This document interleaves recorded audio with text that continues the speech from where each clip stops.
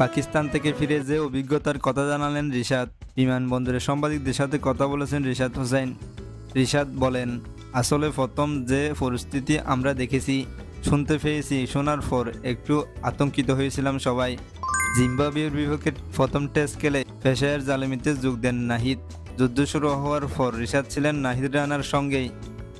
রিশাদ বলেন, নাহিদ রানা একটু ভয় পেয়ে যায় এবং একটু চুপচাপ ছিল। আমি ওকে বলছি টেনশনের কিছু নেই, আমরা দুজন আছি, আল্লাহ তো আছেই। শুধু নাহিদ নন, বিদেশি বাকি ক্রিকেটাররাও ভয় পেয়েছিলেন বলে জানান রিশাদ। ওরা অনেক চিন্তায় পড়ে গিয়েছিল, কিভাবে যাবে, কি করবে না করবে ভেবে। ওরা মানসিকভাবেও অনেক ভেঙে পড়েছিল। পিএসএল এর এখনও 8 ম্যাচ বাকি। রিশাদের দলেরও প্লে অফে খেলার সম্ভাবনা শেষ হয়ে যায়নি। পিএসএল আবার শুরু হলে তাতে খেলার আগ্রহের কথাই জানিয়েছেন রিশাদ হোসাইন।